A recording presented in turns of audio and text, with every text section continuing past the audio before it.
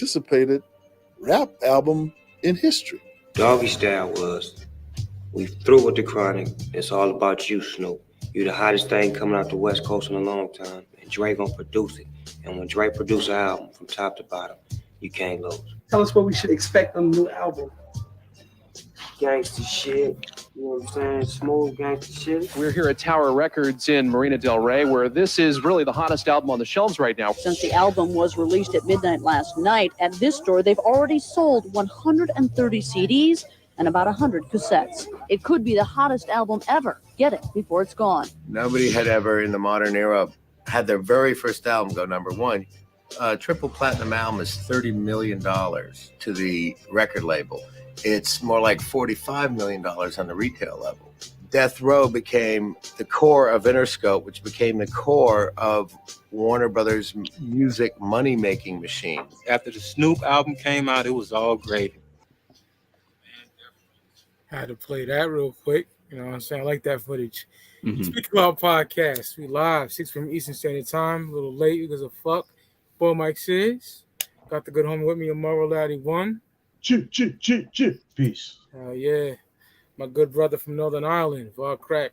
Yo, what's up, everyone? Yeah. And my fucking Goons Cloud Gallery / 5-piece brethren. My nigga Jokerz Gallery in the building. What up, y'all? Yeah. And today we're doing a classic. You know, me and Ross did Dr. Dre The Chronic about 2 months ago. So one day we in Discord and he said, you ever hear this song? And it was a leftover from Snoop Doggy Dogg's classic album, Doggystyle, the title track, Doggystyle, with Joel and George Clinton. And I lost it. I was like, this needs to be on the album. And it's got me in the mood. I said, yo, we're doing this 92, 97 thing because it's 30, 25 years. But let's take a break from that and do Doggystyle. So today, Snoop Doggy Dogg Doggystyle, man, 93. They go that motherfucking vinyl boy right there. Nice. Classic. Love this album so much, I got it on CD 3 times over. It's the motherfucking OG with G's Up, Hoes Down on it. There's a UK OG. And there's the 2001 repress without the G's Up, Hoes Down. But yeah, man, this album's big, man. You know, Jokerz Gallery he asked to be on this shit. I said, of course, brother, because he knows he loves this album. So, you know. Like they were talking about in that clip right there. Yeah. This was the first time I remember hip hop ever taking over like that. Like that didn't happen for the Chronic whenever the Chronic was released and shit like that. Like this is the first time a hip hop album was waited on, in my opinion, worldwide. And for me, it was the first album that I was ever waiting on. Yeah. Like I remember how dope he was. And of course, I got introduced to him from all the fucking videos from the Chronic. Like those videos were so popular. Like all 3 of them were getting played in rotation. Like they just came out that week. Like that's how popular the videos were on MTV from the Chronic. And then you'd seen the 2 that Snoop's in. So like, and he steals the show on those 2. In my opinion, he did. So like yeah, and you're waiting on like his solo album himself. So I'm like it said in that clip, it was the most anticipated album hip hop history. Even Rolling Stone said it. Fuck yeah. We can do every album. We talk about how we got into said artists. For me, we did say this before, but let's talk about the album. For me, I seen the videos, you know what I'm saying, for Nothing But a G Thing. Got the khakis over the shoulder, you know, fucking with Dre Day and all that. And but it was 95, a year later, when I actually got the album. And I got it on cassette. And I played it nonstop till the fucking print came off the cassette, you know what I'm saying? And diehard Snoop fans since then, you know. What you got, Steve? Yeah, for me, got into Snoop back in like 93. You know, songs like Gin and Juice, you know, What's My Name, you know, songs like that. Heavy rotation on Music Video Box back in the day. All my peoples out there, my OGs out there know what I'm talking about. And then, of course, man. And then like 99, my boy Dennis, he had the actual CD, but he brought me a copy. And then eventually I ended up getting my own copy when they reissued it in 2001. And you know, the rest is history. And then like I think like years later, I think like 2010 in the 20 teens is when I found a copy of the OG pressing in the SWAT in the thrift store for like $3 to $4. And the rest is history, man. Okay. Yeah. What you got, Ross? Yeah, for me, I was a kid. I was born in the early '90s, and so when I was a kid growing up, my first exposure to Snoop would have been around the time when Dre dropped 2001. So still DRE, and the next episode, I remember growing up, watching those videos, and obviously Snoop's all over those, and that was sort of my introduction to him. But as far as like Snoop's albums go, this is the first one I heard, and yeah, absolutely phenomenal. It's one of those timeless albums. You can listen to it, back when it first dropped in '93, or you can listen to it now, and it's still incredible either way. So yeah, that's pretty much it for me. Oh, yeah. I know Brennan got this album the day it was released and shit. I want to hear that story again. Yeah, I was pretty much on the ground floor. I remember Deep Cover. It wouldn't come on much during like the primetime era of MTV, but on Yo MTV Raps, they'd play that shit. That's the first time I remember seeing Snoop. And then, like I talked about with the videos, but I was so like desperate to get this album. And of course, like I'm 12 years old when it comes out. So my grandpa is like me and him always rented VHS wrestling tapes. My grandpa was a huge wrestling fan like I am, and we always rented VHS tapes from this place called Waxworks, which also had like CDs and shit. So I convinced my grandpa to go to Waxworks, and I have the money for Doggystyle, but you got to be 18 to buy it. So I tell my grandpa that it's like a VHS tape. How back in the day, you had to be 18 and sign up to be able to rent VHS tapes. So I tell my grandpa that you had to be 18, just like that for VHS to buy CDs. So I got my like 65-year-old grandpa to buy me Doggystyle when I was 12. Nice. had to plot a way out to figure out a way to get it, because once What's My Name came out, the first single, everybody was just waiting for that shit. So I had to get it when it first came out. Fuck yeah. Doggystyle, man. Sister album to the Chronic. Can't wait to get into this. So let's get it popping, man. Bathtub intro. We'll talk about the intro because I like how he did this. So he's chilling in the bath, getting a massage from a bitch, get a knock on the door. Homie comes through, and they're talking, and he's like, you want to give all this shit up? Because Snoop's complaining about, he said the cops after him, bitch ass niggas and sucker ass bitches. And dude's like, want to give all this shit up? You got a big screen TV, hottest shit out on the streets. That's straight from Superfly. I'm a big blaxploitation fan. As Steve is, I know that. Oh, yeah. That's straight from Superfly. I like how he took that from Superfly. And then he's like, $5 on the weed. Quit fucking with me. And then it just goes into the G-Funk intro. So that's my thoughts on that, really. Not nothing to talk about, but I just wanted to just explain that. You got any thoughts on the Bathtub intro? Yeah, I usually skip it, to be honest. You skip it? Yeah, I usually skip it. I don't blame you either. I listened to it for this review, though. You know what I'm saying? Yeah, same. Yeah, I generally skip it myself. I listened to it this week because I knew he was doing the review or whatever. That's what I remembered about it. It's like the first hint of all the black exploitation films you're gonna get referenced in throughout this album and throughout the sounds and the videos, the music videos too. Yeah. Another classic black exploitation film gets mentioned later on. We'll talk about that. Yeah. Oh yeah. So we get the G-Funk intro. Fucking amazing. Love that. You get the legendary George Clinton talking his shit on here. And Snoop lets Lady of Rage rock it. Gets the first verse. One of the most underrated MCs ever. Fuck a female MC. She's insanely dope. Too bad the album didn't come out in like 94 like it was supposed to. You know what I'm saying? Took forever. I know. 97 the shit came out. They thought it was dead. But she just killed that shit. You know what I'm saying? Killed it. And Snoop came in. Said some little shit. Small introduction to the G-Funk era. Every day of my life, I take a glimpse in the mirror. And I love that shit. Just Clinton outros it. It's dope. The beat done by Dr. Dre. And I love it, man. Good way to start off the album and let Lady Rage rock that shit. I love that joint right there. Just dope. Like Doobie said in the chat, the knee deep flip from Funkadelic. Yeah. I'm a big Parliament Funkadelic fan too, so yeah. It guaranteed Afro Puffs was gonna blow up just because it was on this album that everybody fucking heard. I thought it was weird to not hear Snoop as the first person on his own album. I thought that was kind of weird, but that's just, whenever I was listening to it, I was like, that's odd that he allowed somebody else to be the first like voice you hear on the intro of his fucking album. I mean, the intro you hear him, but in the first song, it's Lady of Rage, like you talked about. The other thing I wrote down is I think him naming his style G-Funk really set himself apart from the rest of like just gangster rap. He was like telling everybody, I got different shit to me. I got a whole different fucking side and a wider variety. I got some melody and some singing going on in my shit. He called it the G-Funk. I think it was smart to set it off right from the very beginning of the album to let people know that, you know, this ain't just your typical gangster rap album you listen to. It's got some funk and some flavor to it. Yeah, you like that shit. Like, you listen to R&B and funk and soul. Like, Snoop love that shit, and it shows in this album. Yeah. What you got, Steve? Yeah, that's very well said from both of you, especially you, Brandon. Because like it definitely shows later on in his career, because he's done a lot of more like experimentation in his albums, like the Snoop Lion, and then like the gospel hip hop or whatever he did. But yeah, man, dope way to start the album, like both of you guys said. Love the line by Rage when she said, "Oh, what did you think? I didn't ever think I would. I be the one to make you blink. I'm catching like pink eye." I've always loved that line. Like, so clever with the wordplay with that, man. And like it is kind of like dope that you hear Lady Rage for like a full verse for the first time, because even though she was all over the Chronic, but I felt like she got overshadowed.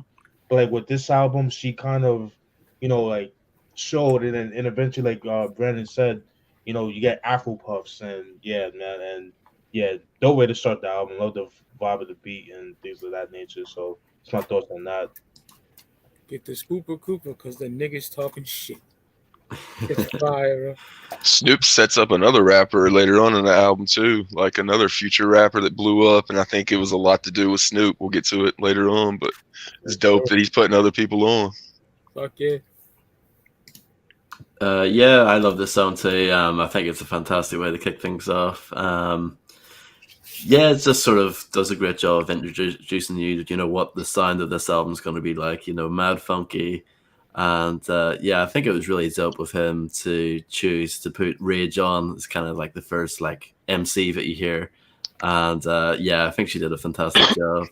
Just her overall cadence as well. It's just so dope. Grand slam, yes I am kicking up dust, and I don't give a goddamn. Like the way she says that is just so cool. Yeah, like her flow and her like cadence was so like, I don't know, like hard hitting. You know what I mean? Like, yeah, love Lady Rage. I thought she was great, and yeah, love the production, mad funky, and yeah, just perfect way to kick off the album for me. Oh yeah, Lady Rage rap like a dude in the nicest way I can say that. Like, I don't like a lot of female rappers, man, but I like Lady Rage because she rap like a fucking dude raps, man. Like, she goes hard. Yep. Yeah. Renner's on that Sean Price shit. None of them. None of them. Yeah. Then we get a big single on the record. This is like, I always mention this when I'm not sick of singles. Like I'm sick of Juicy. I'm going to say, like, smells like Teen Spirit. Motherfucking, check the rhyme. I don't get sick of this shit at all. Gin and Juice, man. Yeah. Gin and Juice is so fucking good. You know what I'm saying? The way it starts off, the beat by Dre is incredible. Real smooth gangster shit, like Snoop said. The chorus is some kind of sung in the melody of Slave. Watching you, walking down the street, watching ladies walk by, watching you. But this is walking down the street, smoking Indo, sipping on gin and juice. I love that, and that just shows Snoop's ear for like those funk samples and shit like that. And right. Yeah, it's just a great song, man. Just chilling back, chilling with the homies. Got some bitches in the living room getting it on. They leaving at 6 a.m. It's amazing. I never get sick of Gin and Juice. It's so fucking good. She's up, hoes down, where you motherfuckers bounce it is. So fucking classic. Absolute fucking 5 mic song right there. Love Gin and Juice. Great way to start off the album with like the first actual single. And yeah, Gin and Juice classic. What can I say? Love that shit. Yeah, man. I agree. Definitely a timeless track. It's very it's something you can play at the party. Any type of party you play, everybody's bumped. It'll get a party pumping at any time. You know what I'm saying? Love the video. Just see him, on the front part of the bike. Forgot the name of it. I can't even think of it right now. But like he's on, he's right. He's getting his hair braided. You see like the party and niggas drinking the 40s and all that shit. Like, I've always loved that video for it. But yeah. Oh, yeah. Dope song. Yeah, can't go wrong with that. Homeboy alone. It's funny. Ah! Yeah. I love it. That whole opening intro is dope. It's dope as shit, man. Snoop Doggy Dogg, you need to get a jobby job. Like Yeah, people was saying that shit all the time in '94 or '93. that's Ricky Harris, the guy DJ Easy, Dick. That's him. Yeah, he's dope at the end too when they're riding in the car. Like JB's over there, he drank too much. He made me drink. Smacks that girl in the ass whenever he runs in the house. Classic. I love that video. Yeah. Yeah, another fantastic track. Big single. I have to admit, I occasionally skip it just because I've heard it so many times. Even though I do love it, I might occasionally skip over it, but that's obviously like no diss towards the song whatsoever. Right. Love the overall vibe of the song. Like I said when we reviewed the Chronic, like with Dre's production, there's a darkness to it which I think is very overlooked, and I definitely have like a, it's not like a super dark beat, but it definitely has that nighttime feel. You know what I mean? This is dusk. You know what I mean? The sun's setting down, and the party's continuing on into the nighttime. That's what I kind of get from some of Dre's beats, and this is definitely an example of that. And Snoop's rapping on here is just fantastic. You know what I mean? So charismatic, and just how he kind of floats over, with his flow, over the production is just amazing. And of course, amazing chorus as well. If it's instantly catchy and memorable, people are going to be chanting that chorus for years to come. And also worth mentioning, with my mind on my money and my money on my mind, that's borrowed from MC Breed and Tupac's, gotta get mine, from Pac's verse, killed that shit. Yeah, he did. Love that song too. So yeah, really dope single. I might occasionally skip it, but that's no knock on the song whatsoever. I think it's amazing. Fuck yeah, Ross. I go back to the video. It was on Beavis and Butthead. Beavis and Butthead gave it the seal of approval. That was big back in '94. Whenever Beavis and Butthead gave it the seal of approval. Also, the hockey jerseys that he's rocking in the video. He's rocking that Penguins jersey, and they eventually turned it into like a Snoop Dogg jersey that you could buy. It said gin and juice on the back. Like, I always look at that, and it looks really fucking familiar to that fucking first Great Milenko jersey. And like hockey jerseys have ended up becoming like a staple in the Juggalo world. And I think it was all inspired because of starting out with Snoop rocking these hockey jerseys in this video. I remember the American Music Awards. They performed it live. I don't know if anybody's ever seen it, but the background's a giant dog house. They got a big dog bowl. They got the dog pound out there with them. Nate Dogg's out there with them. They got like lowrider bikes. They're fucking riding around stage in and shit. And the craziest thing is Dr. Dre's up there DJing live on stage for it. So I see that. Going back and watching that, because I remembered all this shit growing up watching it. Like, so I was like, I wanted to watch this shit before we did the review, and going back and watching, man, just seeing Dr. Dre out there fucking DJ, and it was like that was like a trip. I'd forgotten he did that shit. So yeah, anybody that ain't peep that out, peep out American Music Awards. He performs Gin and Juice. It's dope as shit. Was that like 94, 95? I think it was 95. Okay. I think. It could just be the Metal Tribe then. YouTube's your friend. Yeah, it's definitely on YouTube. I watched it on YouTube. We'll get to another one that ain't on YouTube coming up. The show Mike had to go to Daily Motion to find this shit. Facts. Next, we get the Shiznit. Woo! Dog, one of my favorite songs on the album. Produced by Dr. Dre. Like Snoop said, he's freestyling that whole shit. He freestyles the whole shit. He killed that shit so smooth. Like Snoop was so smooth on a mic.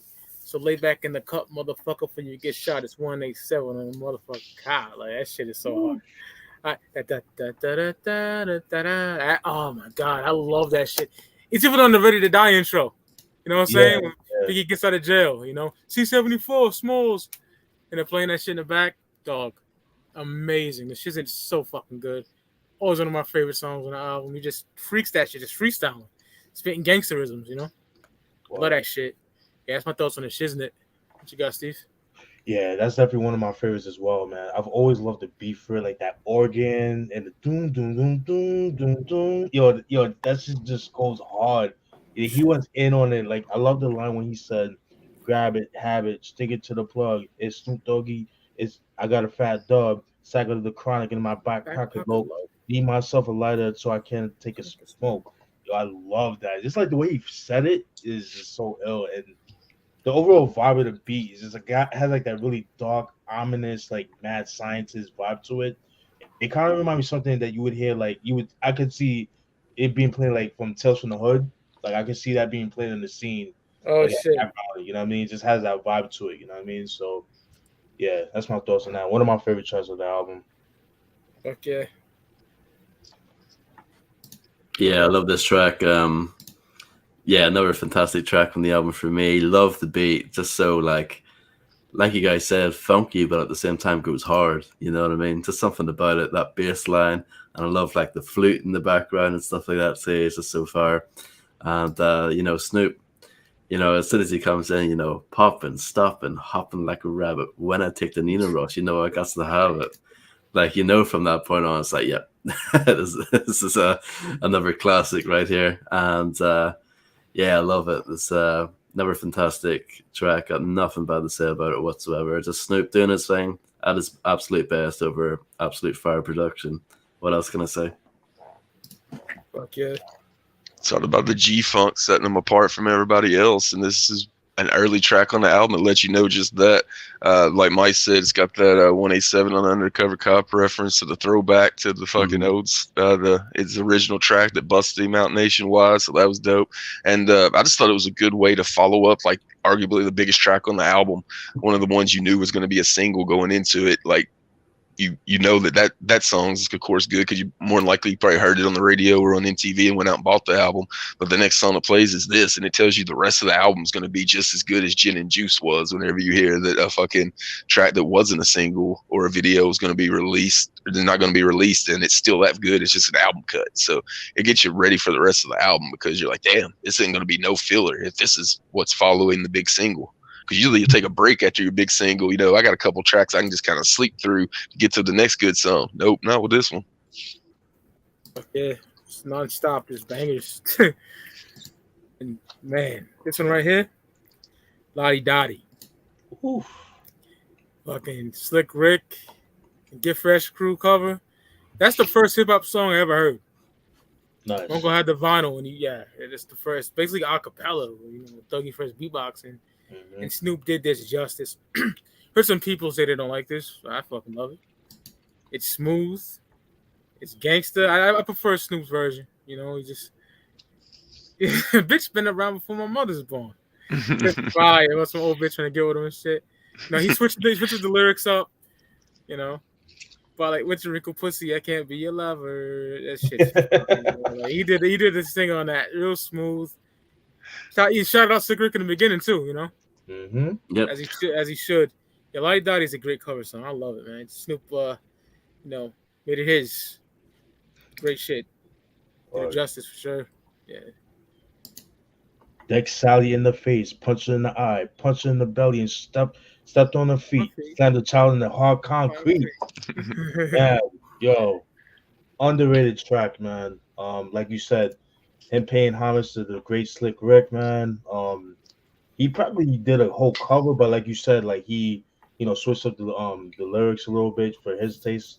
But he did it justice, man, and you could tell he was a hip hop head. Like, despite the whole East Coast West Coast beef, like, you know, he always had love for the East Coast. Like I think every West Coast artist did, you know. But you know how it is, like just bragging rights, you know, I'm better than you guys and that kind of thing. And you know, rightfully so. It's a competition. You know, hip hop is a competitive sport, as it should be. But you know, nowadays motherfuckers want to be all friendly and let's not beef. And if you go beef, they go overboard with the shit. Like, just stick it to wax, man. But lo and behold, man, yeah, Lodi Dodi, one of the most underrated tracks on the album that, like you said, a lot of people hate on. But I just think it's maybe because of the beat. Maybe they don't like it, or maybe just because of the whole Slick Rick, his delivery. Like, people were not used to that kind of delivery from him. But like Brandon said in the beginning, like, you know, he brings a different way of doing things, like on the album and shows, and this being one of them. So definitely an original track from him. So that's my thoughts on Lodi Dodi. Yeah, I agree with you guys. I mean, like, it would have been easy for him to like not do this, you know what I mean? But the fact that he was, you know, willing to put himself forward to do, you know, a cover of a song that's not in his kind of typical style, and also the fact that like this comes pretty early on in the album, you know, still in the first half, you know what I mean? It's kind of, I don't know. I just think it's a bit of a risk, and I think he pulled it off. You know, I don't understand the hit for the song either, and I really like the production on this song. There's a darkness to it, like kind of like a seediness to it, which I think works really well, especially with his delivery and just, you know, what he's saying. And yeah, great cover version. It's, you know, for me, I always like covers that like do, you know, they're able to do that balance of like it's faithful to the original, but at the same time the artist is able to put their own twist on it, and I think Snoop did a fantastic job. And yeah, I like the track. Maybe it's not like one of my favorites, maybe probably not in my top 3 or top 5, but still a great track, you know, still really enjoy it. So that's all I got to say about Lodi Dodi. Fuck yeah. I remember the slipped off my khakis and my gold leaf for the bitches I may take home. I got the Johnson's baby powder and Cool Water cologne. Like, people was rocking khakis, gold leaves, and fucking Cool Water cologne in Owensboro, Kentucky by 94, 95 after this fucking song. So, I mean, it had some influence for sure. Like, the mall suddenly had like a gold like pot leash you could buy at like Spencer's and the stores that would be like outside the malls, the little like covey hose that would just sell random shit. Like, they suddenly had fucking gold marijuana lease. This was the other one. One of the live performances I was referencing. He did it on Saturday Night Live.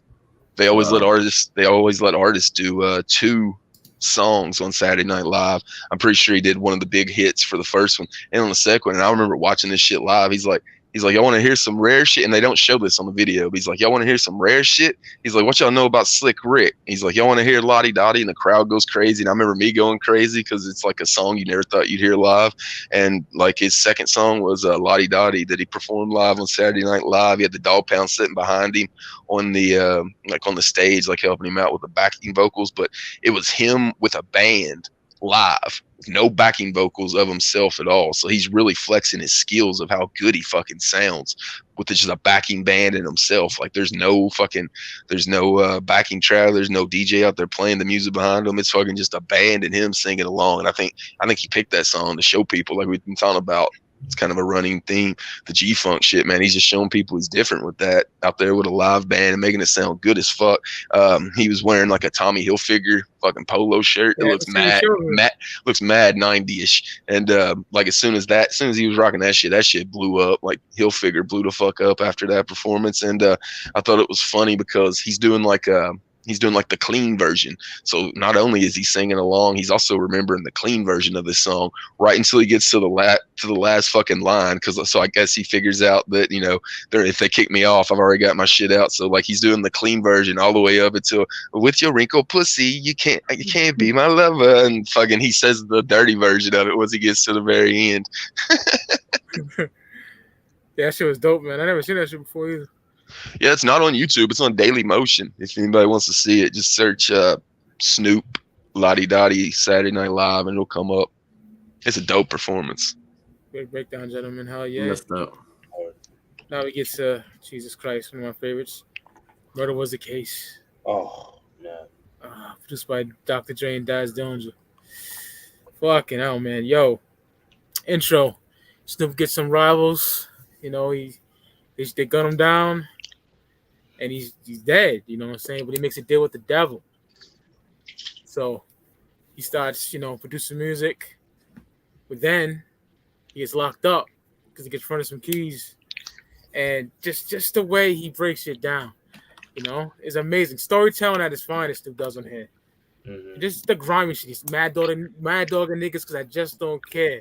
Red jumpsuit with 2 braids in my hair. Yeah, shit's fucking hard. So about hearing niggas scrape their toothbrushes on the floor. His homie Baby Boo got shanked in the neck with a pencil. Just really grim storytelling. Getting they shanked just in case a wall pops off because you can't tell what's next. My little homie Baby Boo, he took a pencil in his neck. That shit's hard, bro. That shit's hard. I love Murder Was the Case. My boy, he always liked the remix better of the soundtrack. It's more darker, but I prefer this one. Those West Coast synths in it. You know, Yeah. the chorus. Oh my god. Yeah, Murder Was the Case is an ultimate Snoop Dogg favorite for me, you know. The movie, not so much, kind of corny. Charlie Murphy in it and shit. But the song, yeah, fucking banging. One of the best Snoop Dogg songs of all time, bro. Murder Was the Case. Excellent. Your thoughts, Steve? I agree with you, Mike. I've always preferred this version over the remix. I know some Yeah. people prefer the remix, but this one to me is like more darker, like the synths and the organs and all that. Love the line when he says, "My body temperature falls. I'm shaking and breaking. They're trying to save the dog, pumping my chest and I'm screaming. I stop breathing. Damn, I see demons." So just the way he said that, like you can picture that shit. Like it's so vivid, like imagery, like right there, and then like, yo, that shit is so ill. Like you can tell, like he was like, because he was going through some shit, with that whole murder trial and all that shit, and then like just the shit that he's thinking at the time with just making this song. Like I can just only imagine. And yeah, it's just one of my favorite tracks of the album, honestly. Like, yeah, definitely, it definitely be my top 3 for sure. Fuck yeah. Yeah, love this song too. Just love how sort of dark and evil it is, and how it sort of fits in with the overall story that they're telling. Worth mentioning during the intro as well, you hear Indo Smoke by Mr. Grimm in the background. Yes. Yeah, I thought that was dope, of the Poetic Justice soundtrack featuring Warren G and Nate Dogg. I love that song. Yeah, dope song, yeah. It's a shame that Mr. Grimm didn't really do much, after that. I don't know what happened there. I wonder if he was supposed to have an album or anything. But yeah, sort of interesting too, because that soundtrack, Poetic Justice, that wasn't on Death Row or anything, so it's kind of odd for that's on in the background. But yeah, I guess just because Drive, right? Drive Records? Might have been. I don't think so. I can't remember who put out Poetic Justice off the top of my head. But yeah, no, really dope song. Just love, like I said, the atmosphere of it. And Snoop, a lot of people sort of remember him, and rightfully so. Obviously, it's like this kind of upbeat, charismatic, G-funk rapper. But like this shows, versatility, that he's able to kind of rap over these darker style productions. And I agree with what you said too. I prefer this version over the remix, but I think the remix is fire too. If you put that on, I'm still gonna love it. And yeah, I love that soundtrack too. The Murder Was the Case soundtrack from '94. That's vicious. A lot of classic material in that. But yeah, Murder Was the Case, one of my favorite songs in the album. Even love that part, now will lay me down to sleep. I pray the Lord for my soul to keep. You know what I mean? It's just so. Yeah, that was the rap. That was the rap version of Inner Sandman right there.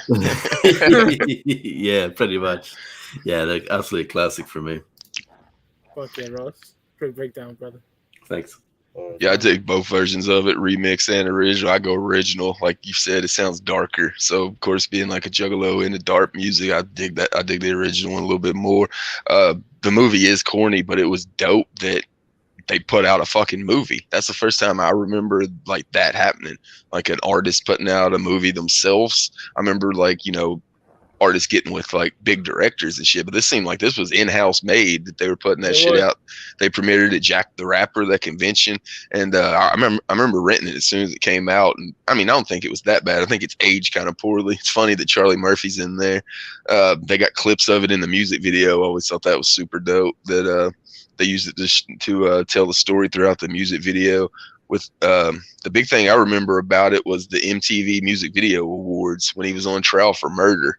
And he was a performer on there. He came out with, there was like a casket on stage, started out with like a choir singing and shit. And he came out rocking that blue flannel. He sang murder, murder, murder. And he's literally on trial for murder. And at the end of it, he's like, I'm innocent. I'm innocent. And like that, it almost looked like he was going to cry. He was feeling that shit so much. So I'll get fucking cold chills watching that performance to this day. Everyone knows what that image looks like when he's in the fucking court. Like, everyone's seen that. You know what I'm saying? Like, yeah. When he had the permed hair and shit. Yeah. Curls and shit, rolls and shit. Yeah. This guy's a fucking icon, bro. Like, straight the fuck up. Yeah, it makes me kind of like sad. Like, imagine if he did time instead. That could have been the end of his career. It's crazy. Yeah, because he'd have probably at least got like manslaughter, like 10 years, and fucking coming out in 2003 ain't gonna hit like coming out in 93 for sure. It'd totally changed by then. Fuck yeah. All right. Next. She's one of my favorites on here, man. Serial Killer. Produced by Dr. Dre, Doja, featuring DOC, RBX, and the Dog Pound. This shit is stupid hard, bro. You know what I'm saying? Corrupt sets it off hard. It's time to escape, but I don't know where the fuck I'm headed. Up or down, or to the left, life or death. I see myself in the midst of smoke. You know, he just goes off. Corrupt is one of the illest MCs ever, and he shows his ass on here like crazy. Daz, you know, Daz kills it. Well, RBX, that deep in the mind of the notes. And picture this. This shit is fucking up. Not picnic baskets, picnic caskets. Shit is hard, bro. So fucking good. The beat too? Come on. Yeah, with that West Coast wine too. Oh my god. Incredible. Yeah. Serial Killer's dope, you know. Snoop ain't greedy with the features. He lets his niggas shine. On here like the Chronic, you know what I'm saying? Yeah, love this shit. Great song. See, now Serial Killer as DOC. Yeah. DOC taught Snoop how to like count bars. Because if Snoop got the death row, that nigga was just spitting, you know? How to make a song. Yeah, imagine if he didn't lose his voice, man. I would have loved that. Imagine a Death Row DOC album, bro. Oh my god. With his voice intact? Yeah. Woo. Or like an album from like 90-91, like Niggas for Life type production. Oh my god. Oh my god. I paid so much money for that. That would be so dope. Yeah, DOC is one of my favorite rappers ever, bro. Kidding me? Facts. Yeah, man. Fucking great posse cut. Dog Pound, RBX, Snoop, of course. RBX though, man. Let's pick Nick inside a morgue, not a picnic baskets, picnic caskets, and I get the machine to crack your fucking chest plates, open and release them guts. Then I release the cuts, brutal, jagged edge, totally roughneck. Now everybody scream, enough respect to the X, yo. Just the way he said it on that track, it's just kind of like, it kind of gives you what to expect from when he dropped the RBX Files. You know, it kind of, because like that album itself is dark too. So yeah, I fucking love that shit, man. Yeah, RBX did his thing, Corrupt did his thing, everybody did his thing, but RBX to me, his verse kind of like stood out for me. Yeah, he killed it. Yeah, that's my thoughts on that. Yeah, Serial Killer is absolutely one of my favorite tracks on the album. Everything about it. Love the beat on here. It's another one of those ones where very funky and catchy, but at the same time mad hard, and everyone does their thing on here. I think I said this before when we were reviewing the Chronic, but something about like early Corrupt, like Death Row Corrupt, basically, you know, from like 92 to 95 or 96, whatever. Like he was on another level then. You know, don't get me wrong, I love the stuff that came out later, but like Death Row Corrupt was just like so vicious and so raw. Like those lines that Mike quoted earlier when he comes out the blocks, you know, it's time to escape, but I don't know where the fuck I'm headed, up or down, right or left, life or death. Just the way he spits it with such venom. Oh, it's so hard. And yeah, I mean, everyone does their thing. And I didn't realize that the DOC was doing that hook. I had no idea. I did not know that. Oh, shit. Yeah, I didn't know. Because it's sort of hard to tell, like, who that is. You know what I mean? It's not obvious. Yeah. But yeah, I love that hook. It's a suicide. You know what I mean? Dope shit. And then I agree with what Immobile already once said, you know, of RBX, you know, like, he's on that like horrorcore tip for that, you know, for that last verse, you know. Love his voice, you know what I mean? He sounds like an evil like cartoon villain or something. Yeah, I always liked RBX. His first album from 95, the RBX Files, is pretty dope. I like that album. But yeah, Serial Killer, definitely one of my favorite tracks on the album. Love it.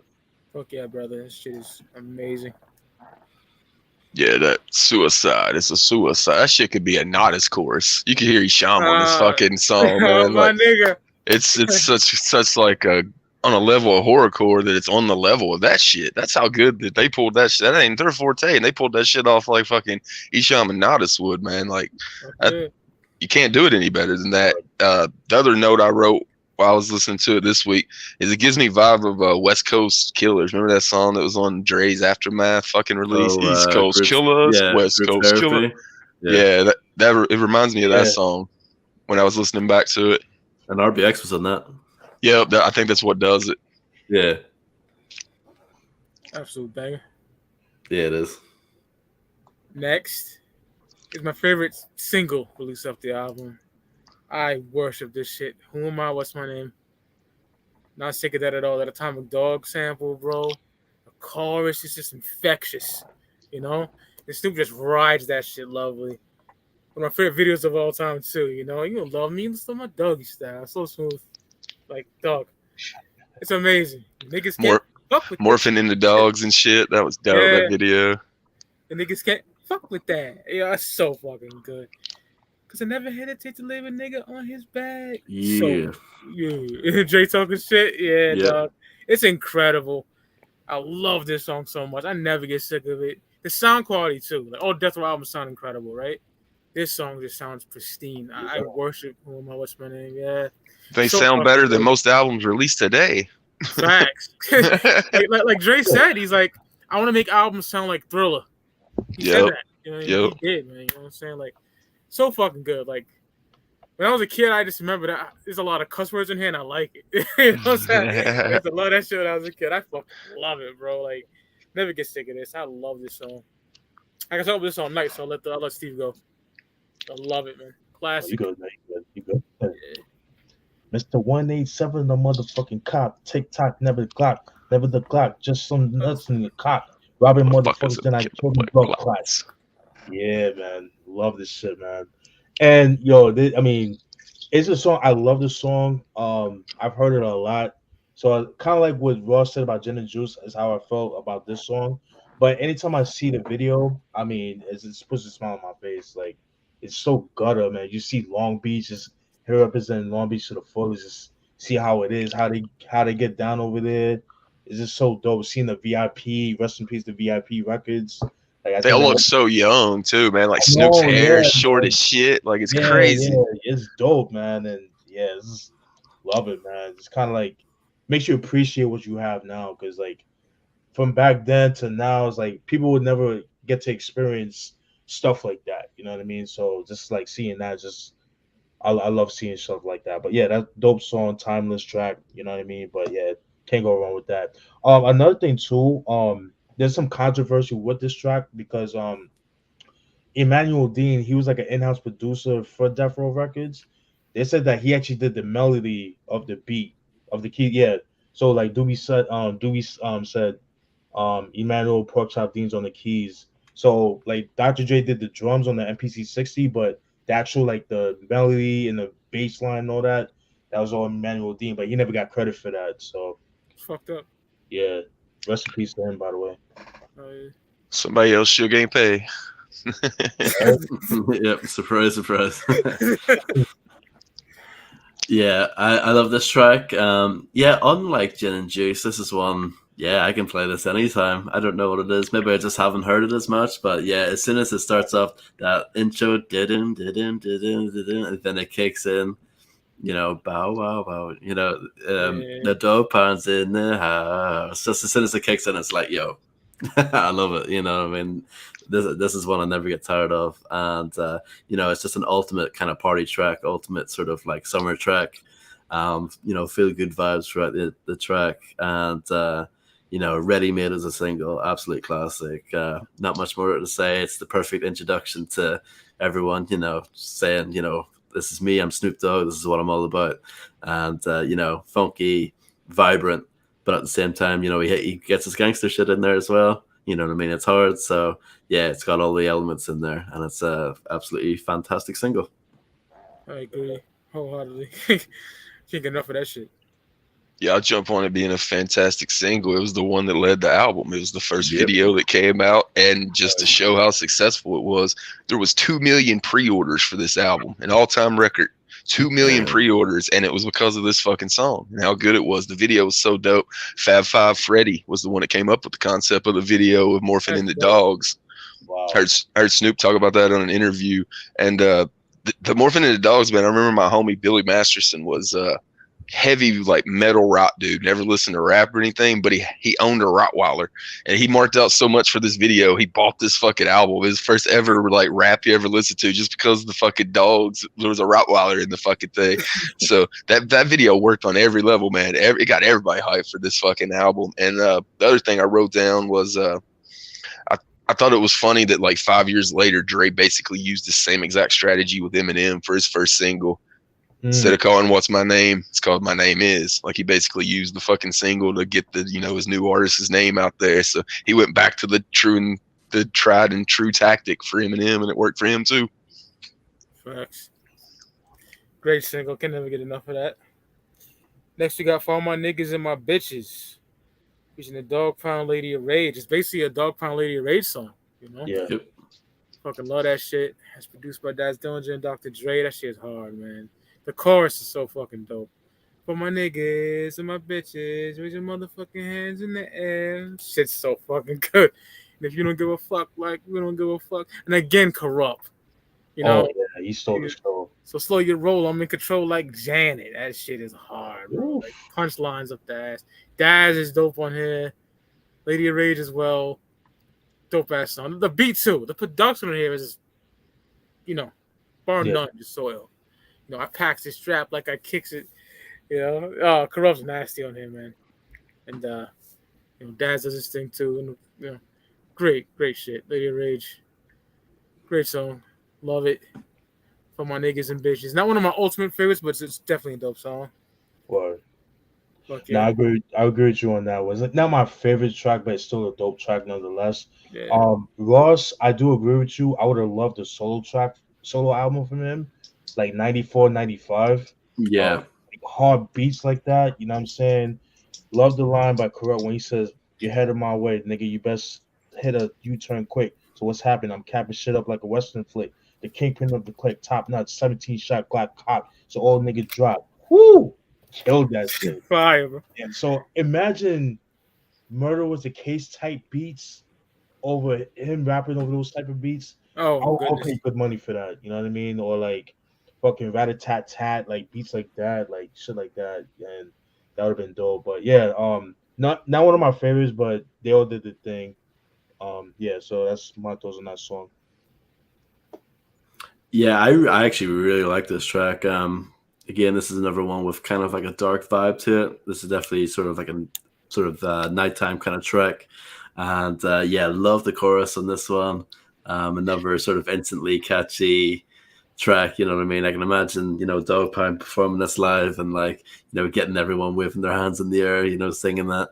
And yeah, again, I think Corrupt just stays the show on here. I love the part later on where, you know, fly motherfuckers can't see Corrupt. Hell racing like Pinhead. Beware, I'm tearing shit the fuck up. Slow your roll like your legs was broken. Who's joking? Rakim never jokes, so why should I look? You know, I love that. Yeah, Corrupt was just on another level, I think, back then. No disrespect to Daz and Lady Rage. They did their thing as well. They were great, but like Corrupt was just incredible. And yeah, just really like the production on here too. It's yeah, like I said, kind of dark and sort of just kind of lies in the background, sort of does its thing while the sort of MCs are able to kind of flex their sort of lyrical skills over it. I really like it. I think it's sort of like a kind of like what you guys said about Lodi Dodi. I think this is a kind of a slept on sort of deep cut that people don't talk about as much. I really like it, even though Snoop himself isn't on it. I think it's dope that he's able to kind of, you know, say, fuck it, you know, I'm putting you guys on, you know. I think that's dope. Oh, yeah, he's a team player in that respect, you know. Oh, yeah, generous. I could definitely see that being Sleeper. For me, I pretty much agree with what of y'all said. What I wrote down when I was listening to it this week is the chorus stands out that it's better than 90% of other rappers that were out at the time, and especially rappers that was the age of Snoop, man. That dude was young as fuck and having fire as like that's usually something you learn like later on in your career is you need the fire hooks to fucking hit. But that motherfucker, man, he's got some hooks on this fucking album. The other thing before we were talking about What's My Name. I had one other point to bring up about it. I remember seeing it live on Arsenio Hall, and Dr. Dre was DJing then as well. So I wanted to bring that up because Arsenio Hall is so fucking dope because you got like Jay Leno and Dave Letterman and all that shit that would have like musical guests that I didn't give a fuck about. And then you got Arsenio Hall's got fucking Snoop Dogg and Dr. Dre on there. So if anybody ain't seen that, I wanted to go back and mention that they perform What's My Name on there, and it's fucking super dope. He does an interview with him, does an interview with Dre. It's fucking super dope. Fuck yeah. Ultimate classic right here. Oh yeah. Ain't no fun if the homies can't have none. It's Nate Dogg, Warren G, and Corrupt. Yeah, this is so fucking good. Classic, bro. Like Nate Dogg's coming out party. I know he's on, these nuts and shit like that with the Chronic, but man, oh man. When you're in the whip with the boys, you're smoking, you're singing along to this whole fucking shit. You know what I'm saying? I have done it. It's so fucking good. Classic. Produced by Daz Dillinger, Warren G. Dre, I think. We got a credit on there. But yeah, man, so fucking good. Nate Dogg starts it off. I'm not gonna sing the whole shit, but like I love what he's like. And if you can't fuck that day, baby, just open your mouth. You know what I'm saying? Just lay back. Just lay back. Open your mouth. If you're bleeding on there, you can suck this dick. You know what I'm saying? Basically, I love it, man. I love it. And of course, Corrupt. Corrupt give a fuck about a bitch. I always be broke. I never had no motherfucking endo to smoke. Like a look the loony bitch can do me look at BBD, you hoochie groupie. Like, bro, beyond classic. You know what I'm saying? My favorite part of the song is Corrupt and that Nate Dogg singing. Incredible. Snoop comes in, guess who's back in the motherfucking house with a fat dick for your motherfucking mouth. He kills it. Snoop floating that shit lovely, man. Warren G comes in too, smooth at the end, Ain't no fun if the homies can have none, man. You gotta share sometimes, man. You know what I'm saying? Classic. This is a motherfucking masterpiece. It's a single too, man. So fucking good. Love that song. What's your thoughts? Yeah, I agree, man.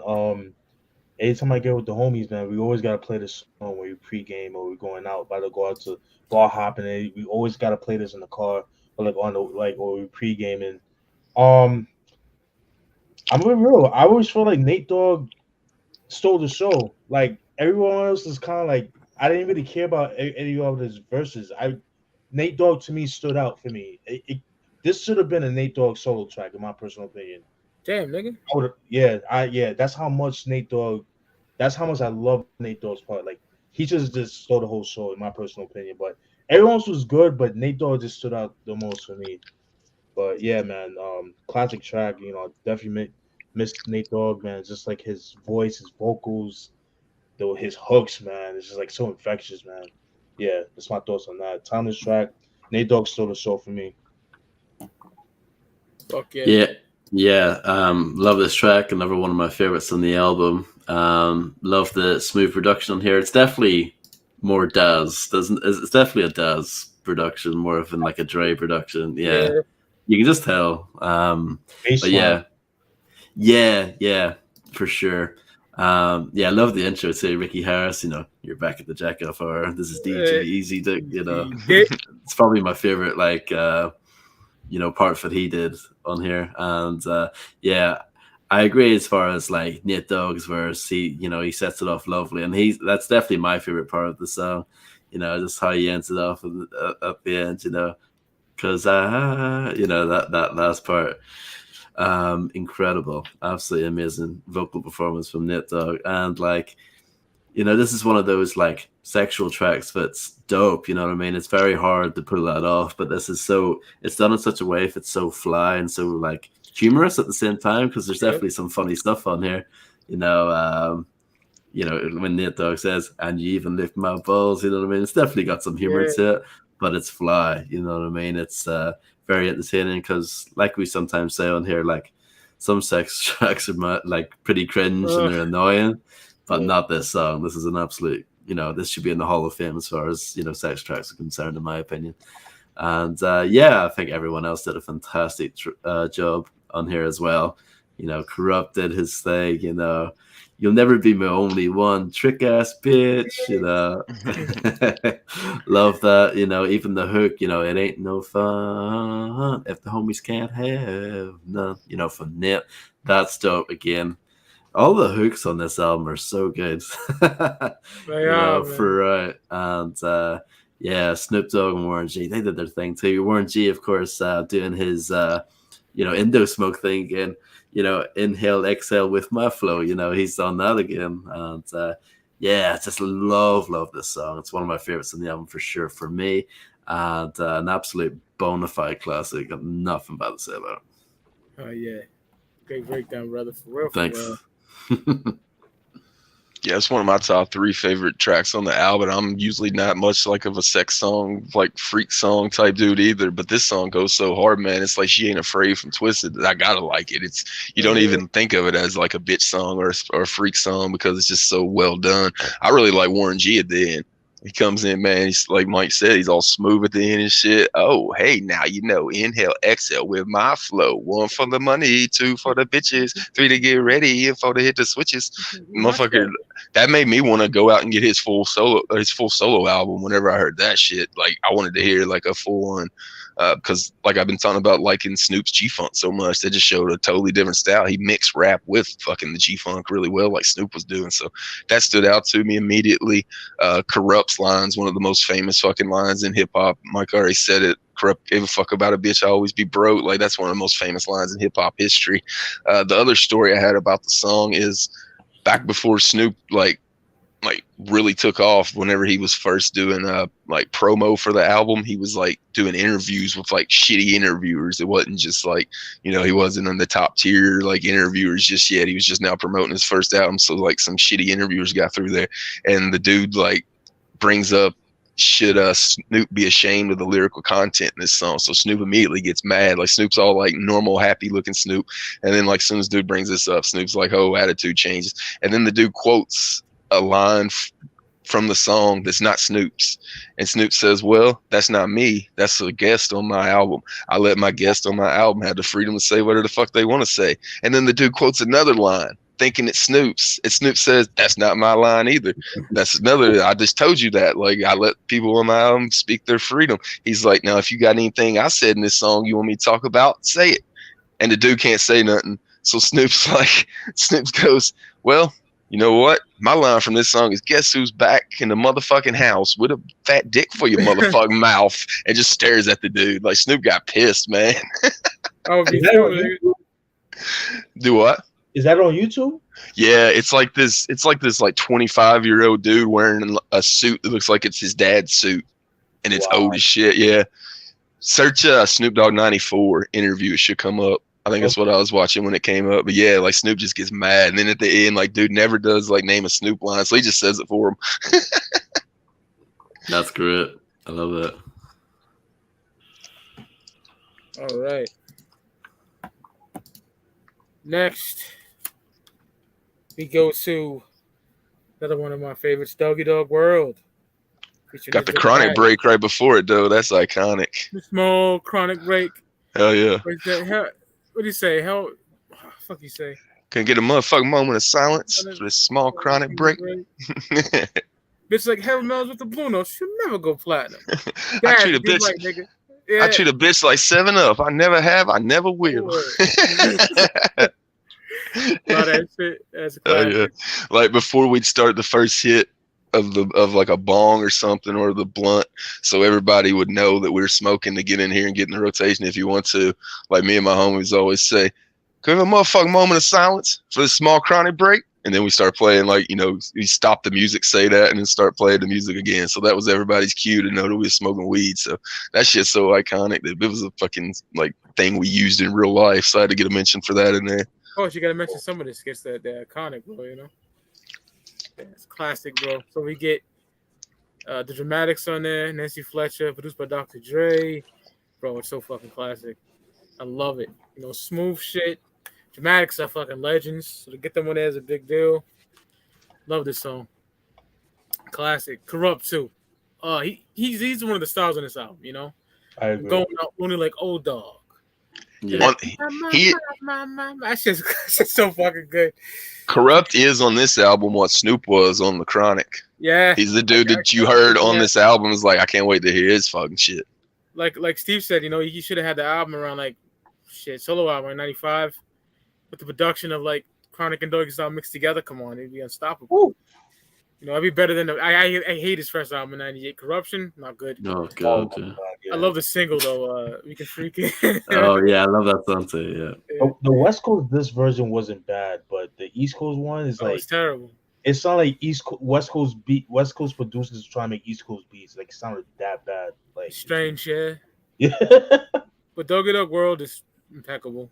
Nothing bad to say about that. That's my thoughts on Doggy Dogg World. Yeah, underrated single. It's not a single I really hear too many people talk about. Love the video for it.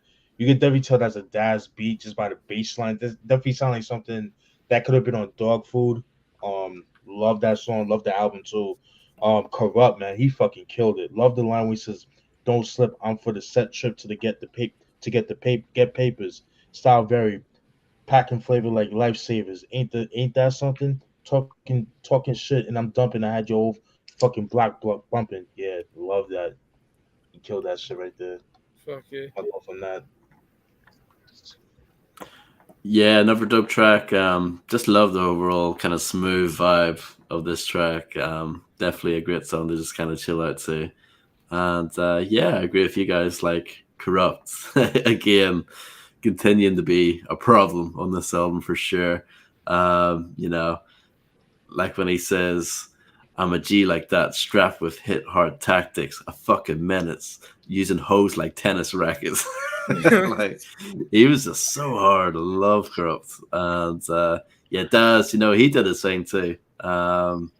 Yeah, he did, a pretty dope verse towards the end too. But yeah, for me, Corrupt still kind of stole the show again. But yeah, great track. They all did their thing, and that beat's very dope. Really enjoy it. And Dramatics, like you said, Mike, getting them on there is pretty big deal. Especially this is your debut album. It goes to show like how much people were eager to get involved with this album. Even from the jump. You know what I mean? On a debut record, it's pretty impressive. So yeah. Doggy Dogg World. Yeah, I agree with you, Mobile 31. Like this is it's a single, but like I think people forget that it's a single too. You know what I mean? It doesn't really get recognized the same way Gin and Juice and What's My Name. But yeah, I love the song. I think it's fantastic. Right. Yeah, it kind of gets swallowed up the way that Lithium does from Come As You Are and Smells Like Teen Spirit. People even forget Lithium was a single and it's my favorite song on the entire album. And this is my favorite Snoop Dogg video of all time. It just really shows that he's an entertainer more than just a rapper. You won't seeing this, and this was so early in his career, you won't be surprised that he went on to do everything you can possibly do ever in entertainment. Motherfucker got like a show with Martha Stewart. I seen a fucking ad in Walmart, and it's got Snoop with this fucking lighter made for lighting bongs, and it says something in reference to lighting a bong, and it's got Martha Stewart, and the other end says you can use it to light your candles too. So that dude's just as mainstream entertainer as you can fucking get at this point, and this video really showed it. I always like the line from Snoop: "You's a flea, and I'm the big dog. I scratch you all my balls with my motherfucking paws." Like, y'all, just a classic Snoop flow right there. I thought Dre looked mad weird in the video. If anybody remembers it, he's wearing like the black, like little black glasses. He's got like the flat hat on and the black jacket. He just looks really out of place. He doesn't fit in. He doesn't look like anybody else in the video. He's sitting by a table by himself. He looks really weird. He also looks weird in the Murder Was the Case video. He's fully dressed, sitting by the pool with all them bitches jumping in. He just mean mugging, just dressed fully while all these other people are like wearing, these bitches are wearing bikinis and shit. He's by the pool, just fully mean mugging, dressed full. And I mentioned how Snoop put Lady of Rage on with that shit, and I said I had another one that he did. He said he references Coolio in this one.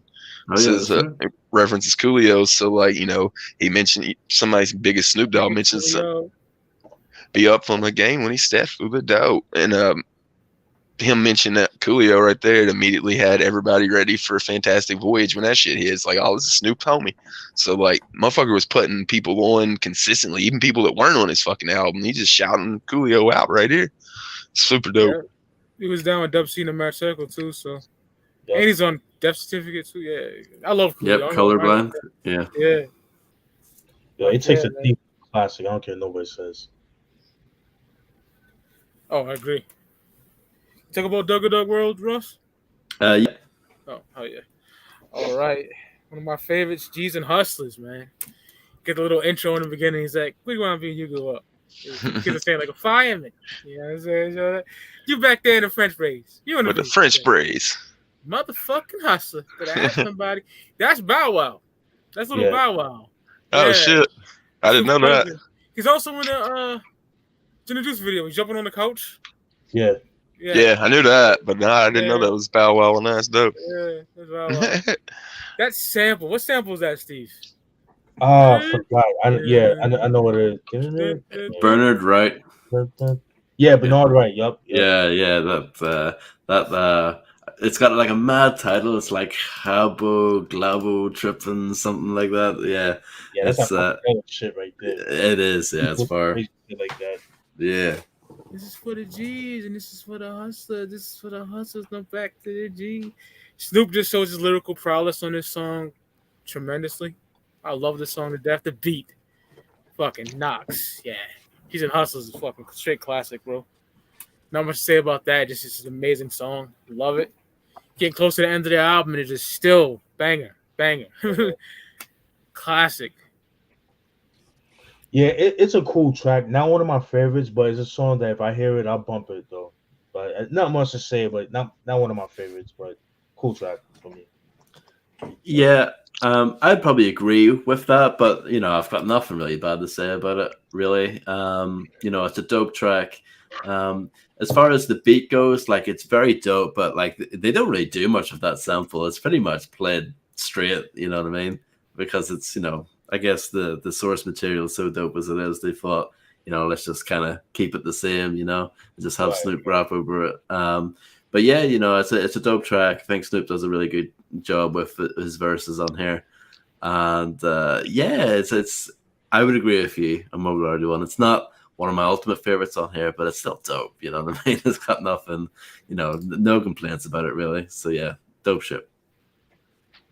Doobie knows everything about this album. I would have put him on the fucking panel too. He loves this album. My nigga Dewey from Bakersfield. That's my brother right there. The only other thing I really have to add is I talked about him performing on the American Music Awards. I think it was Gin and Juice, but they opened the performance with G's and Hustlers, the chorus from it. So it got a little bit of love trying to they were out there in front of everybody. So they put like a deep cut from the album to open up the performance. I thought that was pretty dope. Yeah, that's cool.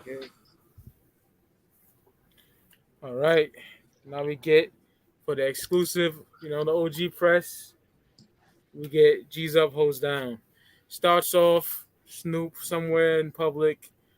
Sam Snead, who was on death row, got his name is Sam Snead. You better recognize. Funny story about that. My dad heard that whenever I was listening to the album, and for that whole summer, he kept saying, "You better recognize the people every time he sees them." So that's how like this album took over the world. Like I was talking about, man, this is the first album that hit big time, man. Like my dad's saying quotes from this album. He was like 35 at the time and didn't listen to rap music. That's dope. Yeah, and, talking about another blaxploitation movie, The Mac. The scene when Pretty Tony's getting mad because his hoes are talking to Goldie. Goldie's like, "We can handle sex in general. We get some gangster shit. What's up?" And then Stu that's straight from The Mac. He's like, "Your bitch chose me." I love that shit, but not like The Mac. Snoop bodies a nigga. That's what's up, nigga. And then it goes straight to this. I don't know why this was taken off. I know the sample clearances. Samples, yeah, it's so samples. Fucking good. I love this song. Why do I say fly? It's so fucking good. The chorus, Snoop just flowing on it. It's great. Love it to death, man. Glad I got it. And I got it on my iTunes, my iCloud, so it plays on there like the regular album would. So this album's off streaming services except for Tidal, by the way. Snoop yeah, totally whack. Yeah, whack. Imagine that. So on Tidal though, that's what I got. Luckily. Yeah, I got it on my Apple Music because I got the iCloud, so it's right there. Luke told us that, and like within 20 minutes, I already had Mike sending me the fucking files for it, and then like I found out that it was on Tidal, so I was like, I'm good, even though it ain't got this song. Yeah, I'm not happy with how Snoop's handling Death Row. I have to say. Wow. He signed Doggystyle. You know what that is, Ross? Yeah. That's ill, but yeah, that the shit now. It's kind of whack. Yeah, Jesus Holds Down is superb. He's going corporate. Snoop got corporate, but I ain't mad at him. You know, he's come a long way, but I hear what y'all saying. Yeah, G's Up Holds Down is an Isaac Hayes sample that get cleared for some reason, but fucking Jay-Z used it for I forgot this song with the Can I Live? Yeah, thank you. Can I Live? Which is ironic. Suge ain't never catch up to him. I guess that's why it didn't get cleared. Yeah, probably. But yeah, man. G's Up Holds Down, cool track. My only gripe was like it just felt incomplete. Like it was kind of like a verse and a half, almost. You know what I mean? So couldn't really appreciate it like I can. You know what I mean? But I would have to revisit the song again. But I love it. Yeah. No, I feel you. Yeah, I feel you too. Yeah. Of course. My thoughts on that. I like this track. I like the kind of smooth kind of atmosphere to it. It's kind of, I don't know, it's kind of got like a slight kind of hypnotizing kind of quality about it. There's something about the beats really dope. It's not one of my favorites. I think it's dope, but it's definitely like, you know, I never unfortunately got one of those original versions of the album with it on it. And I have to say, I don't miss it that much not having it on there. I think if you're going to take one song off, I'm happy enough with this being the song. You know what I mean? It's not like they took off like Serial Killer or something like that. That would be heartbreaking. But I don't know. I like the track. I think it's good. You know what I mean? I like when Snoop says, you know, I don't fuck with the pocus. Everybody knows this. Fucking with the chronic because the chronic gives me dopeness. You know what I mean? That's dope. You know what I mean? There's some dope lines on there. And like I said, I really like the beat, but I don't know. It's a short track. It's only about like 2 minutes and a little bit. I don't know. It's good, but it's not one of my favorites on the album, personally. Yeah. So I never knew the album existed without it because I got it like opening week that it came out. So I had the original. Yeah. I didn't know until like probably 2008, 2009 that it got pulled because I didn't have the internet or no shit up until like probably streaming services whenever I was playing it on there. It's like, why the fuck is G's Up Holds Down not on there? I dig the track. I think it should have been the closer. I think it should have been one track later. It's so laid back and shit. It would have made a really good closer for the album. I really dig the line that some of y'all don't know about this G thing, baby. It's that gangsta shit that be driving you crazy. We've been talking about it all throughout the album. He's just telling you that this shit's different, man. It's like G-Funk. It's different. And this song really shows it the way it's laid out. Like I said, I think it would made a really good album closer. And to talk about how some people don't even know it exists because it wasn't on their CDs because it got pulled because of the sample thing. Like just a couple of years ago, Michael Rappaport had Snoop on some podcast and they were talking about this song. And as soon as they talked about it on that podcast, like it blew the fuck up. Like people didn't know that that song existed. And Michael Rappaport, shout out to him, knew every fucking word from it. Like Snoop's like, how you know that?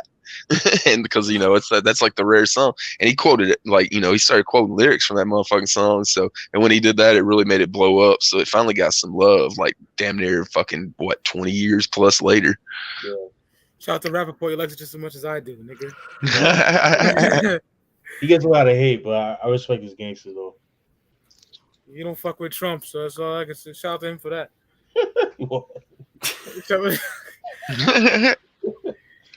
Yeah, the next episode, it's on the back of the OG, but it never came out. It was then the beats on Warren G's album.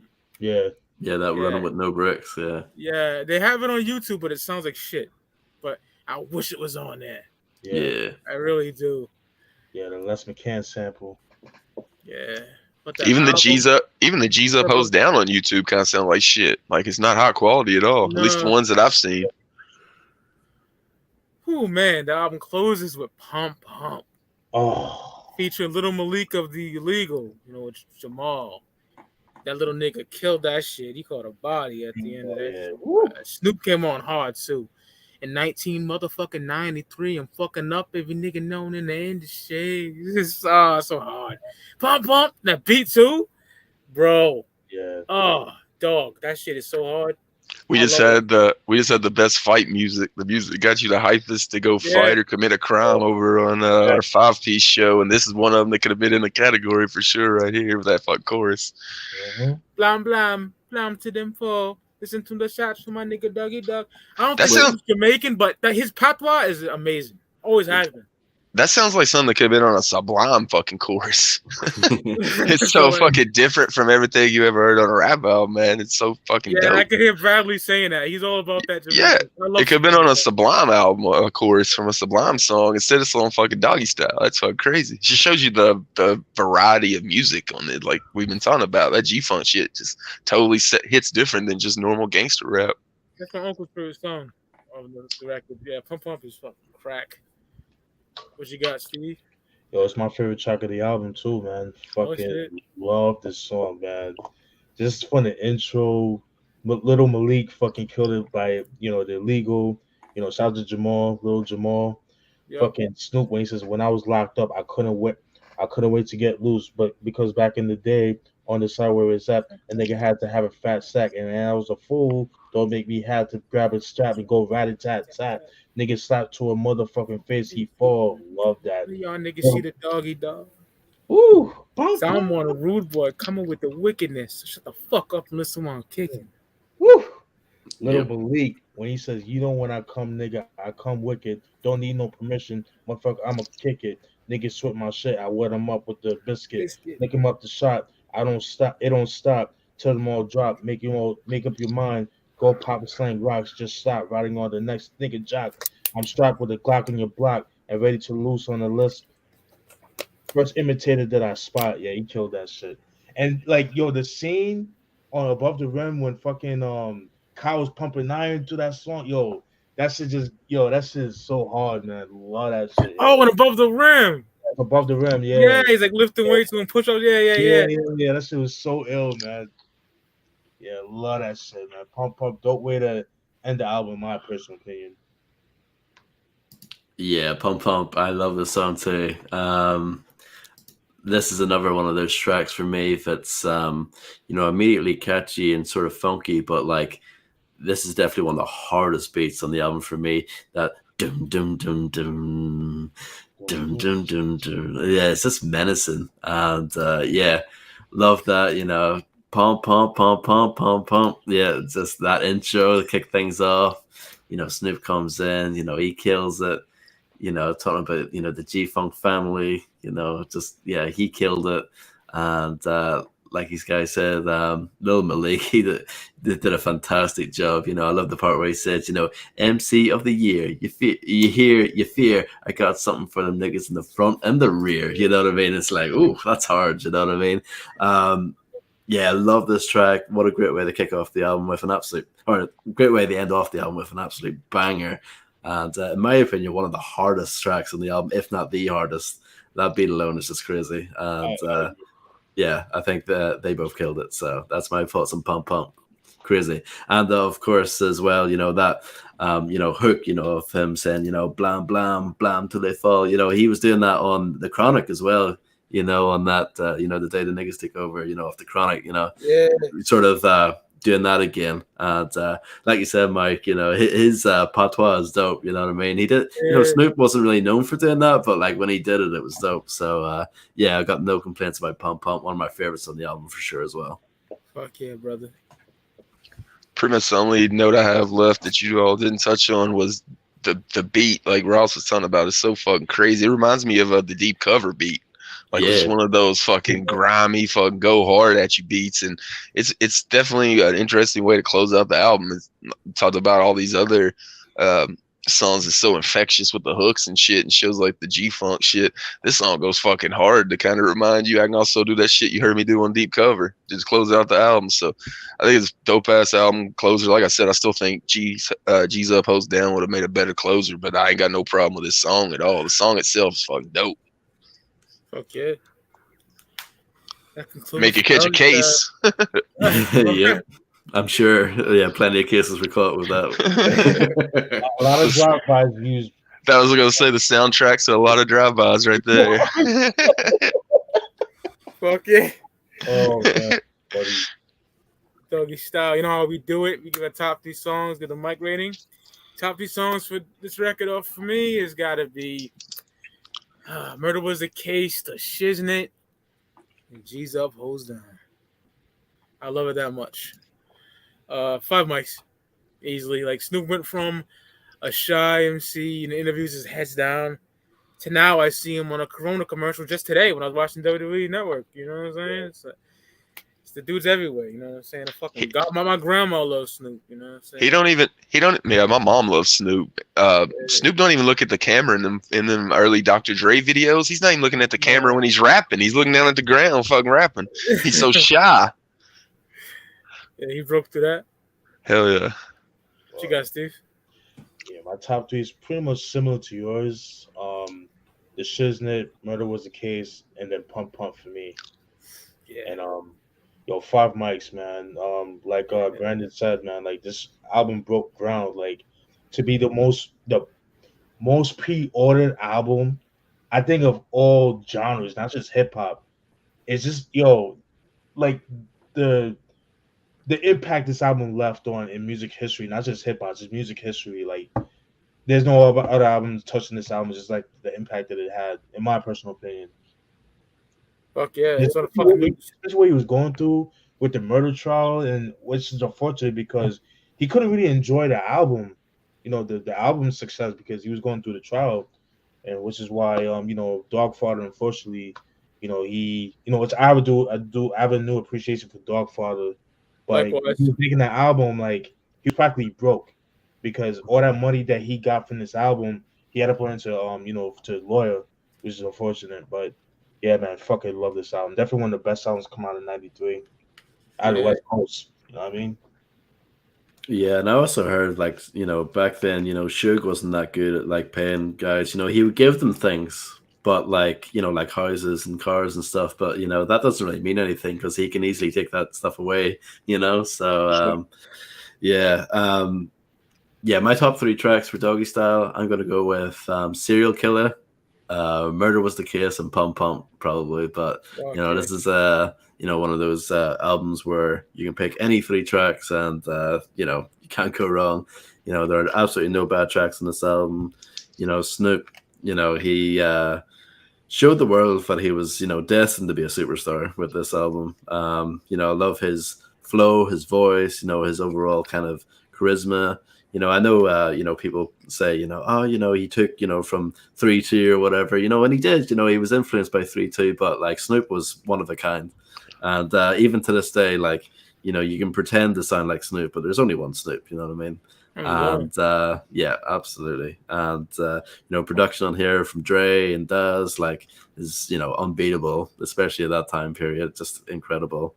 And you got amazing features. He did an amazing job as far as like putting his own homies on, his label mates on, Dog Pound, later Rage, RBX, even Lil Malik at the end, fantastic album, all fronts, you know what I mean? And it's an easy 5 mics, absolutely no fault put into that whatsoever.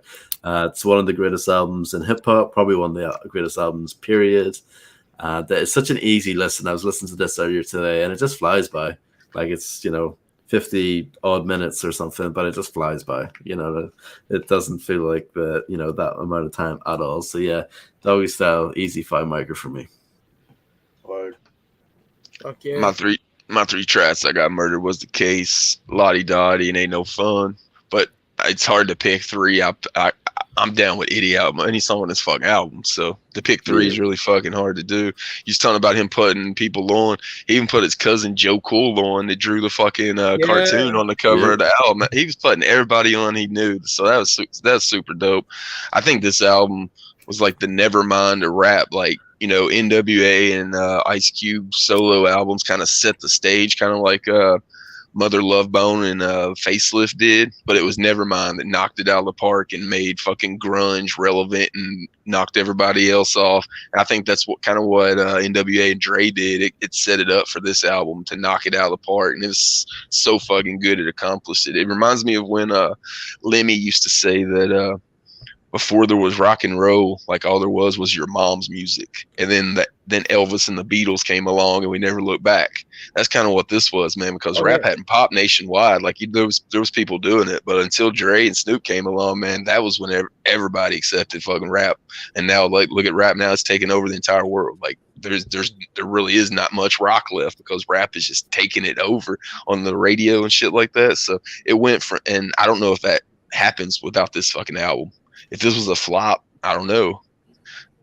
So every rapper getting paid today needs to fucking thank Snoop for this fucking album, because I don't know if they're getting paid today without this fucking album. That's how good it is. 5 mics all day for me. It's my favorite hip hop album of all time. I think it's the most important hip hop album of all time.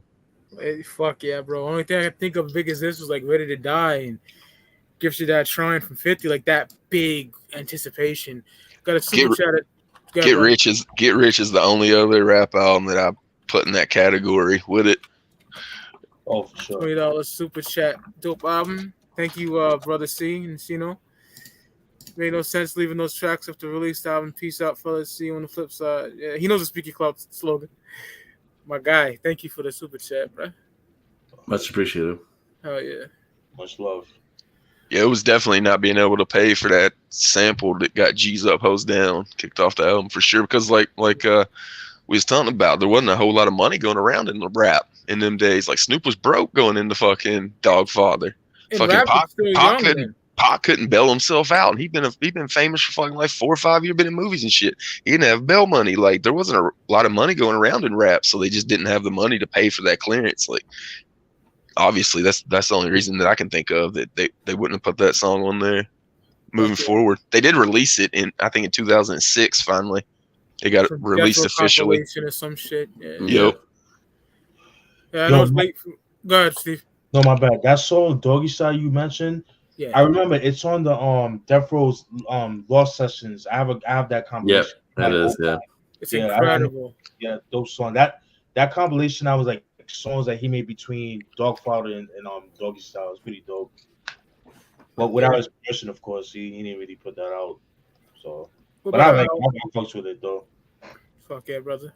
But an hour and 26 in, I know it's late for us. I'm gonna keep them up. So, yeah, man, this was dope. A lot of people came out. 24 people in here. Shout out to the chat. Appreciate y'all. Appreciate it. Next week, House of Pain. Ooh. Yeah, we doing that. Celebrate 30 years of that motherfucking album. So, see y'all niggas on the flip side, y'all. Speak Club Podcast signing off. Thanks for the chat. Love y'all niggas, man. It's Jokerz Gallery. Oh, want to promote anything before we get out of here, Brandon? 5-piece every Thursday on Fago Lovers. Me, Mike, and Luke breaking down some Juggalo shit. Yep. Oh, and top 100 wrestlers every Monday during Raw. If you think Raw fucking sucks now, you want to watch some wrestling on Mondays. Me, Mike, and Luke's talking about fucking wrestling. Hey, yo, Brandon Ross would love this. Noddy's Pop Pop is like a Hall of Fame song on 5-piece for sure. Oh, good. Yeah. Love that. That murder, and 12. Riddle box. Yeah. All right. See y'all niggas on the flip side, y'all. Peace. Peace.